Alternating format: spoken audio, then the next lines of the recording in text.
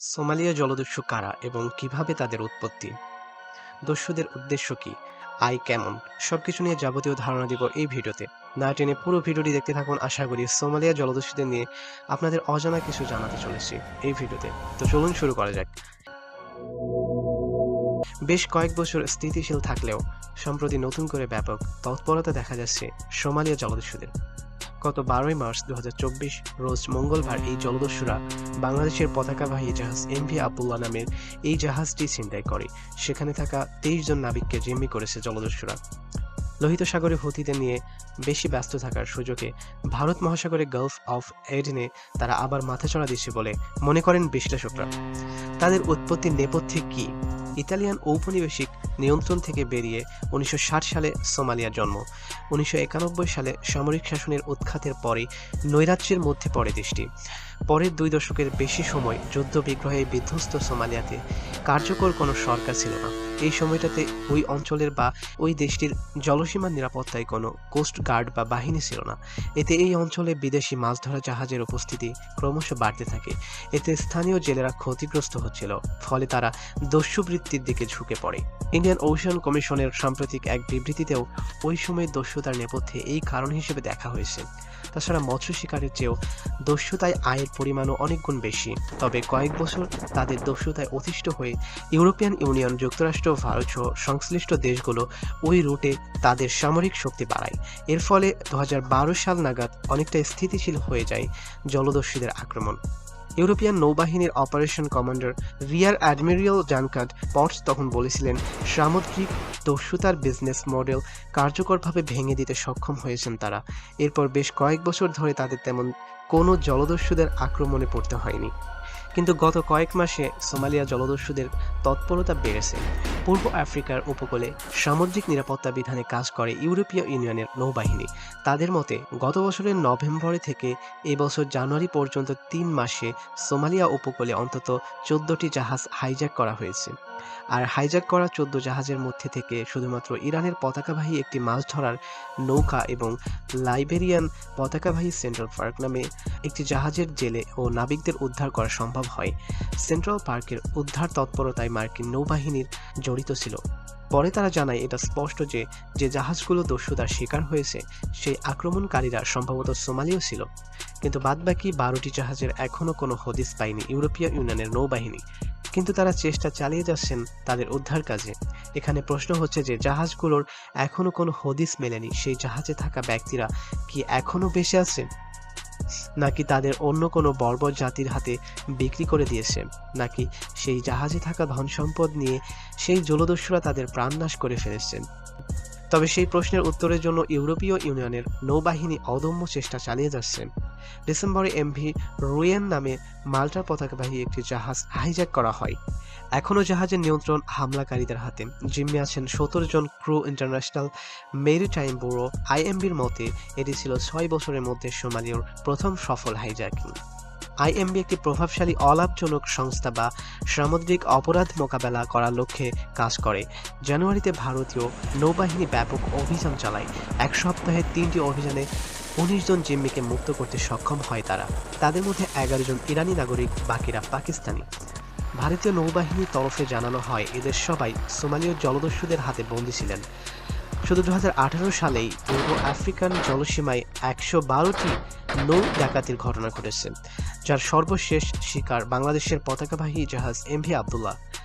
কয়লা নিয়ে আফ্রিকার দেশ মোজাম্বিক থেকে দুবাইয়ের দিকে যাওয়ার পথে গত 12/3/2024 রোজ মঙ্গলবার 23 জন ক্রু সহ জাহাজটি নিয়ন্ত্রণ হারায় জলদস্যুদের হাতে। হুথিদের ঠেকাতে গিয়ে অরক্ষিত সোমালিয়া উপকূল দস্যুরা স্বভাবতই সুযোগ সন্ধানী। তারা নিরাপত্তা বাহিনীকে ফাঁকি দেওয়ার চেষ্টা করে নানাভাবে। এবার পূর্ব আফ্রিকা উপকূলে নিরাপত্তা ব্যবস্থার ঘাটতিকে কাজে লাগাচ্ছে তারা। রয়্যাল ড্যানিশ ডিফেন্স কলেজের সহযোগী অধ্যাপক ট্রুয়েলস বোর্শেল হেনিংসেন তিনি বলেন, 2005 সাল থেকে 2012 সালে ব্যাপকভাবে জলদস্যুতা বেড়ে গিয়েছিল। তখন আন্তর্জাতিক বাহিনী ওই জলসীমায় টহল জোরদার করে। কিন্তু সাম্প্রতিক লোহিত সাগরে ইয়েমেনিদের হুতি বিদ্রোহী গোষ্ঠী বেশ কিছু জাহাজে আক্রমণ করায় পশ্চিমা বাহিনীগুলো সেই দিকে বেশি নজর দিতে হয়েছে।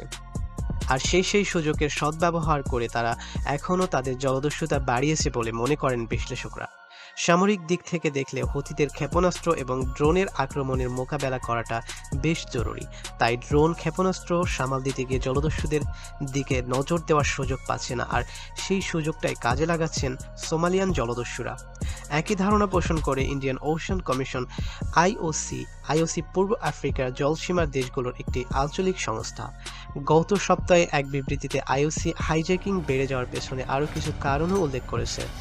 ১.৫ দশক আগে প্রথম দফায় জেলেরা যে দস্যুতার জড়িয়ে পড়েছিল তার অন্যতম কারণ বিদেশি ট্রলার এসে তাদের এলাকায় অবৈধভাবে মাছ ধরত, ফলে স্থানীয় জেলেরা জীবিকার সংকটে পড়ে ডাকাতিকে পেশা নিতে বাধ্য হয়। আইওসি বলেছে বর্তমানে সোমালীয় মৎস্য নীতির কারণে আবারও বিদেশি মাছ ধরার জাহাজের উপস্থিতি ক্রমশই বেড়ে চলেছে, আর এতেই পুনরায় উপকূলীয় সোমালিয়া জলদস্যুতার পথে পা বাড়াচ্ছে বলে মন্তব্য করেন সংস্থাটি। এছাড়া আইওসি আরও জানায়, সোমালিয়ার ভিতরে এক দল জঙ্গি গোষ্ঠী রয়েছে, তাদের নাম হচ্ছে আল শাবাব, আর এই আল শাবাব জঙ্গি গোষ্ঠী সোমালিয়ান জলদস্যুদের ডাকাতিতে উস্কানি দিচ্ছে এমন প্রসঙ্গেও উঠে আসে আইসির বিবৃতিতে। এছাড়া আইওসির বিবৃতিতে আরও জানা যায় যে সোমালিয়ান জলদস্যুতার সাথে সেই জঙ্গি গোষ্ঠীর একটি চুক্তি হয়েছে যে তারা জাহাজ ডাকাতির পর যে মুক্তিপণ আদায় করতে পারবে সেই মুক্তিপণের নির্দিষ্ট একটি ভাগ পাবে জঙ্গি গোষ্ঠী, যার বদৌলতে জঙ্গিরা দস্যুদের সুরক্ষা দেয়, আর এর কারণেই তারা আরও বেশি সাহসিকতা দেখাতে পারছে বলে জানিয়েছে আইওসি। ফ্রেন্ডস, আমরা এখন জানাবো দস্যুদের মূল উদ্দেশ্য কি এবং তাদের আয় কিভাবে হয়। ত্রিকোণাকৃতির ভৌগোলিক মানচিত্রের কারণে পূর্ব আফ্রিকার অঞ্চলকে হর্ন অফ আফ্রিকা বলা হয়। 2005 সাল থেকে 2012 সাল পর্যন্ত সময়কালে হর্ন অফ আফ্রিকার দস্যুরা কি পরিমাণ অর্থ আদায় করেছে তার একটা আনুমানিক হিসেব করেছে বিশ্বব্যাংক। সেই হিসাব অনুযায়ী জলদস্যুরা এদের জিম্মি করে 350 থেকে 450 মিলিয়ন মার্কিন ডলার অর্থ আদায় করেছে। এই পরিসংখ্যান তুলে ধরেন পূর্ব আফ্রিকান জলদস্যুতার উপরে অনেক দিন যাবৎ রিসার্চ করা একজন বিশেষজ্ঞ নাইজেরিয়ার ফেডারেল ইউনিভার্সিটির লেকচারার স্যামুয়েল ওয়েওল। তিনি বলেন, সোমালিয়ান জলদস্যুদের ছিনতাইয়ের পেছনের মূল লক্ষ্যই হল মুক্তিপণ আদায় করা। অন্তত সাম্প্রতিক ঘটনাগুলোর নেপথ্যের এটি মূল কারণ, কিন্তু অতীত বলছে অন্য কথা। যেমন গত 2011 সালে একটি তেলের ট্যাঙ্কের জব্দ করে জলদস্যুরা। $200 মিলিয়ন সমমূল্যের জ্বালানি ছিল নৌযানটিতে। আটক 2 ফিলিপাইন ক্রুকে হত্যা করা হয়। সুতরাং ছিনতাইয়ের উদ্দেশ্য বা নেপথ্যে কারণ পুরোপুরিভাবে জানা যায় না সবসময়। এছাড়াও অনেকবার বিভিন্ন দেশের নৌবাহিনীর তৎপরতায় দস্যুদের প্রতিহত করা সম্ভব হয়েছে। তাই আমি মনে করি বিভিন্ন দেশের নৌবাহিনীর সংখ্যা সেখানে বাড়ানো উচিত এবং সেখানে তাদের উচ্চ মূল্য বেতন দিয়ে রাখা উচিত, যাতে সেখান থেকে অর্থ পাওয়ার কারণে তারা সেখানে ডিউটিতে আরও মনোযোগী হয়। যুক্তরাষ্ট্র ভিত্তিক সংস্থা ওশেন বেঞ্চ পাইরেসির প্রতিবেদন বলছে, সাগরে জলদস্যুতার কারণে বিশ্বব্যাপী অর্থনৈতিক ক্ষতির পরিমাণ দাঁড়িয়েছে বছরে $7 থেকে $12 বিলিয়ন। আইওসি তার বিবৃতিতে এই পরিস্থিতিকে উদ্বেগজনক বলে অভিহিত করেছে। জাতিসংঘের অ্যান্টি পাইরেসি গ্রুপকে অতি সত্বর জরুরি বৈঠকে বসার আহ্বান জানিয়েছেন সংস্থাটি। আইএমবি ডিরেক্টর মাইকেল হাউলেট বলেন, একটি সফল ছিনতাই অন্যদেরকেও আক্রমণ করতে উৎসাহিত করে। উদ্যোগটা মূলত বাণিজ্যিক জাহাজ পরিবহন ব্যবসায়ীদের উল্লেখ করে হেনিংসেন বলেছেন, সেই উদ্যোগে তেমন সাড়া মিলছে না। অবশ্যই লোহিত সাগরের বিষয়াবলী নিয়ে দুশ্চিন্তা বেশি, কারণ লোহিত সাগরের পরিসর অনেক বড় এবং সম্ভাব্য বিপদও অনেক বেশি। সোমালিয়া জলদস্যুতার পুনরুত্থান কি আবার নতুন করে ভয়াবহ রূপ ধারণ করবে? বিশ্লেষকরা বলছে, জলদস্যুরা যেভাবে ডাকাতি শুরু করছে, এতে করে জলদস্যুরা যদি মুক্তিপণ বেশি আদায় করতে পারে তাহলে তাদের এই ডাকাতি পেশা নেশায় পরিণত হবে বলে ধারণা করা হয়, আর এর ফলে আরও ভয়াবহ রূপ ধারণ করতে পারে। ইউরোপিয়ান নৌবাহিনী এমভি রুয়েনের ইস্যুটিকে একটি টেস্ট কেস হিসেবে দেখছে। তারা বলছে, এই জাহাজের ভবিষ্যৎ থেকে ইঙ্গিত মিলবে ওই অঞ্চলে জলদস্যুতার পুনরুত্থান দেখা যাবে কিনা। যদি এখান থেকে ভালো অর্থ আদায় করতে পারে, মৌসুম জুড়ে নৌ ডাকাতি একটা লাভজনক পেশা হিসেবে আকৃষ্ট করতে পারে তাদের। তাছাড়া মার্চে 2024 সালে সোমালিয়ান জলদস্যুতার শিকার হয় বাংলাদেশের একটি জাহাজ, আর সেই জাহাজের মুক্তিপণ যদি তারা বেশি আদায় করতে পারে তাহলে তাদের পুনরুত্থান হওয়ার সম্ভাবনা আরও কয়েক গুণ বেড়ে যাবে। আবার এখানে একটি ভয় থেকে যায় যে জলদস্যুরা যদি তাদের মন মতো মুক্তিপণ না পায় তাহলে সেই জাহাজে থাকা সবাইকে যদি তারা হত্যা করে বসে, তাহলে সেই বন্দীদের পরিবার অনেক অসহায় হয়ে পড়বে। তাই এখানে কোন সিদ্ধান্ত নেওয়া উচিত সেটা মন্তব্য করাটা খুব কঠিন ব্যাপার। যুক্তরাজ্যের সিকিউরিটি বিশেষজ্ঞ বলেন, ছিনতাইগুলোকে অবশ্যই কেস বাই কেস ভিত্তিতে সমালোচনা হওয়া উচিত।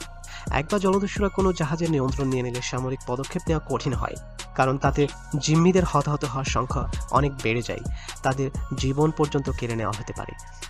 গভীর সমুদ্রে আটক জলদস্যুদের বিচারের মুখোমুখি করতে জটিলতার কারণ কখনো কখনো সেই জলদস্যুদের ধরার পরেও তাদের ছেড়ে দিতে বাধ্য হয়, আর এই সমস্ত আরও অনেক কারণ থাকে যে কারণে তাদের ধরা খুব কঠিন হয়ে যায়।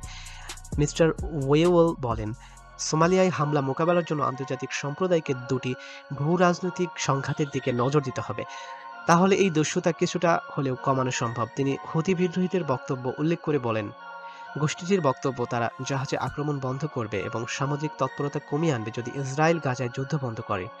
দ্বিতীয়ত, নিজেদের স্বাধীনতা ঘোষণা করা সোমালিল্যান্ড এবং ইথিওপিয়ার মধ্যে একটি বিতর্কিত বন্ধ চুক্তি হয়েছে, যা সোমালিয়াকে কূটনৈতিক টানাপোড়েনে ফেলে দিয়েছে। তাই পরিস্থিতির অবনতি হলে জলদস্যুতা মোকাবেলা করা দেশটির জন্য কঠিন হবে। ফ্রেন্ডস, আজকের ভিডিওটি এই পর্যন্তই। পরবর্তী ভিডিও পেতে চ্যানেলটি সাবস্ক্রাইব করে পাশেই থাকুন, আর যারা অলরেডি সাবস্ক্রাইব করেছেন তাদেরকে অসংখ্য ধন্যবাদ। আমাদের এই ইউটিউব চ্যানেলের পরিবারের সদস্য হওয়ার জন্য অসংখ্য ধন্যবাদ।